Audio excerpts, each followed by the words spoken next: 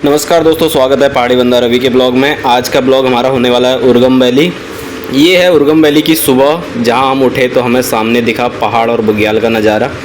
थोड़ा सा मैंने शूट किया था। ये उर्गम वैली काफ़ी बड़ा गांव है। इधर हर तरह की सुविधा आपको मिलेगी लगभग, लेकिन बहुत दूरस्थ है। इनकी जो नियरेस्ट मार्केट है वो जोशीमठ है।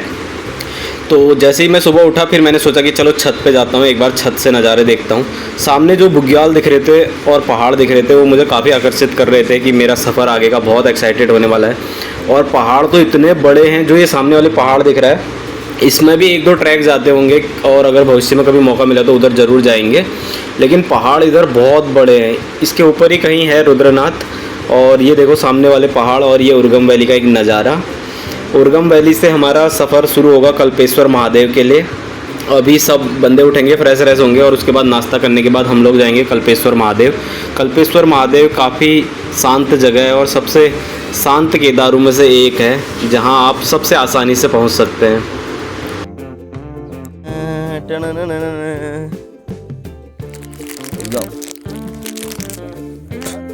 हाँ, बिस्किट तो एक है, कुत्ते 4 आ गए। बताओ, 5 आ गए। रुक जा, एक बिस्किट और दे देना, फाड़ के दे देना।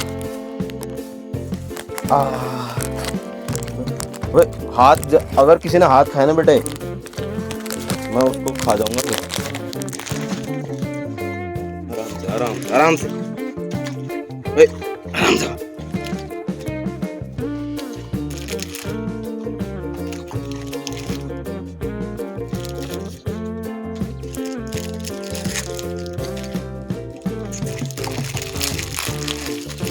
सब लोगों के तैयार होने के बाद हमने खाया यहाँ पे आलू के पराठा और खुमानू की चटनी, जो कि वहीं के लोकल दुकानदार ने बनाई थी, और वो इतनी टेस्टी थी, मज़ा आ गया। खुमानी की चटनी मैंने पहली बार खाई थी, और बहुत अच्छा नाश्ता था और बहुत अच्छा व्यवहार भी था इनका। हेलो दोस्तों, नमस्कार, स्वागत है पहाड़ी बंदा रवि के ब्लॉग में। और अभी सुबह के बज रहे हैं कितने, 8 या 9 बज रहे हैं। हम लोग कल रात यहीं रुके थे उर्गम वैली में। तो अभी उर्गम वैली से हमारा प्रस्थान हो रहा है कल्पेश्वर महादेव की तरफ, जो कि 2-3 किलोमीटर का रास्ता है। अभी देवग्राम गांव में हम, ये मेरा बेस्ट फ्रेंड पंकु, हम लोग 2 ही हैं अभी, क्योंकि हम सबसे पीछे हैं।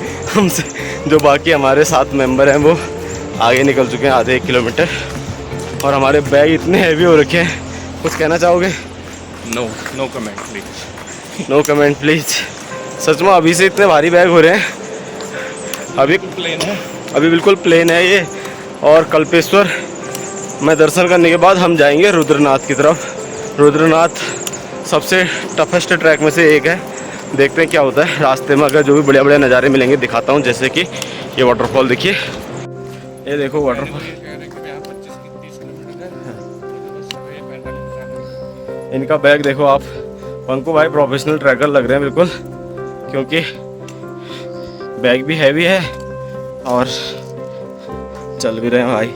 वो देखो सामने वाटरफॉल है। ऐसे ही और नज़ारे मिलेंगे हमें रास्ते में, सब दिखाते हुए चलूँगा आपको। ये देखो कल्पेश्वर, यहाँ से 300 मीटर है सिर्फ, और सामने एक बहुत प्यारे 2 वाटरफॉल आ रहे हैं, वो देखो। कल्पेश्वर महादेव एक मात्र ऐसा केदार है जहां आप बिल्कुल गाड़ी से पहुंच सकते हैं, और गाड़ी से उतरने के बाद आपको केवल 200-300 मीटर ही पैदल चलना होता है, जिसमें से 50-60 मीटर का ये पुल आता है, और इसके नीचे एक नदी बहती है, और सामने आपको 2 बड़े झरने दिखाई देते हैं। और सबसे आसान ट्रैक है ये, जहां आप बिल्कुल पहुंच सकते हो कभी भी, किसी भी वक्त, किसी भी मौसम में आप पहुंच सकते हो इधर, क्योंकि बाकी सब केदार तो बहुत दुर्गम हैं और ऊंचे स्थानों पे हैं, तो वो बंद भी हो जाते हैं। बाकी यहाँ पे अभी बरसात का टाइम है, तो झरने काफ़ी बड़े हैं, और इतना लंबा झरना मैंने अपनी जर्नी में कभी नहीं देखा। ये मेरी लाइफ का सबसे लंबा झरना था। और ये नदी बह रही है, काफ़ी शांत और साफ़ नदी। ये देखिए कितना बड़ा झरना है, और इतनी ऊंचाई से बह रहा था। इधर जाने का कोई रास्ता नहीं था, अदरवाइज़ हम यहाँ ज़रूर जाते। और हमें अगला ट्रैक रुद्रनाथ का मारना है, तो हमारे पास उतना समय भी नहीं है। हम इसके नीचे भी नहीं गए, बस दूर से ही एक वीडियो शूट कर लिया मैंने आपको दिखाने के लिए। और जब आपको कभी मौका मिले तो आप ज़रूर आइए इधर। उसके बाद हम चलते हैं ऊपर कल्पेश्वर महादेव की तरफ। हमारे बैग इतने भारी थे कि मतलब 100 मीटर की चढ़ाई करने में ही हम हाँफने लग गए थे और चढ़ाई में बहुत हालत ख़राब हो रही थी पैरों की। फिर भी महादेव से मिलने का जो ये मौका होता है, जो ये फीलिंग होती है, वो मज़ा आता है उसको। तो उसमें थोड़ा बहुत कष्ट भी होता है तो अच्छा लगता है। भरत भाई आगे चल रहे हैं ये इतना बड़ा बोझा लेके, और बाकी लोग पहुंच चुके हैं मंदिर के अंदर। अब मैं आपको दिखाता हूँ कि मंदिर के अंदर कैसा माहौल है।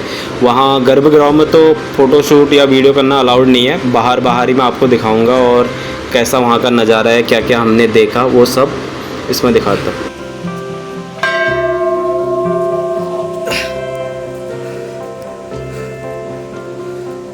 जय महाकाल, हर हर महादेव।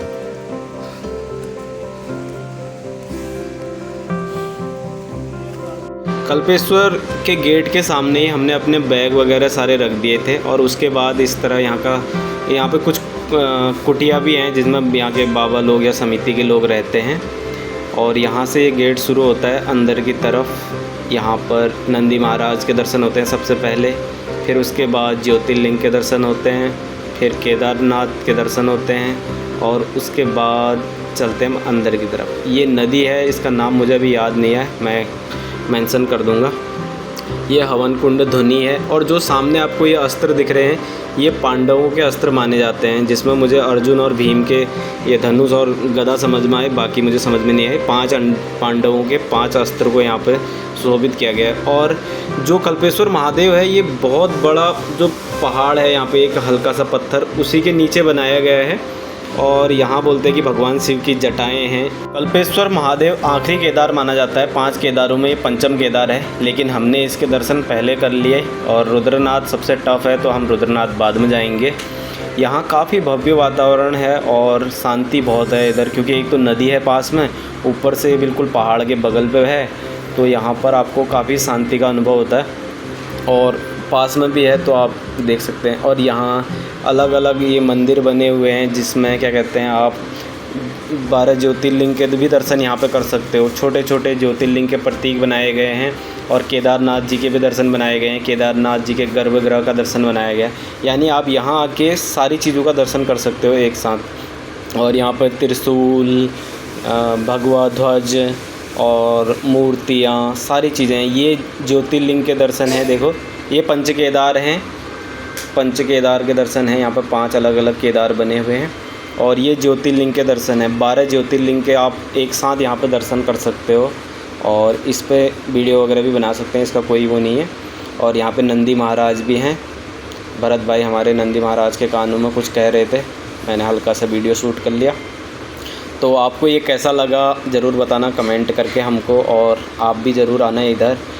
और अब हमारे बैग पैक हो चुके हैं, अब हमें जाना है आगे की तरफ। मैं अगला वीडियो आपके साथ लेके आऊँगा रुद्रनाथ महादेव की तरफ जाने वाली यात्रा का। और इस तरह पहाड़ों में देखो छोटा छोटा पानी आता है और वो धाराओं का रूप ले लेता है। इस तरह हमारे यहाँ ये काफ़ी शुद्ध और ठंडा पानी होता है पीने का। मैं मिलता हूँ आपको किसी नेक्स्ट वीडियो में, तब तक मुझे इजाज़त दीजिए। और ख़ुद सिर्फ वीडियो मत देखिए, आपको जब भी मौका मिले आप भी घूमने जाइए और घूमते रहिए, यात्राएं करते रहिए। यात्राएं बहुत कुछ सिखाती हैं। बाकी सब्सक्राइब करना चैनल और शेयर करना, और कमेंट भी करके बताया करो आपको क्या अच्छा लगा क्या अच्छा नहीं लगा। बाकी मैं चलता हूँ नेक्स्ट वीडियो में, तब तक अपना ख्याल रखिए। Love you guys, smile, her her Mahadev.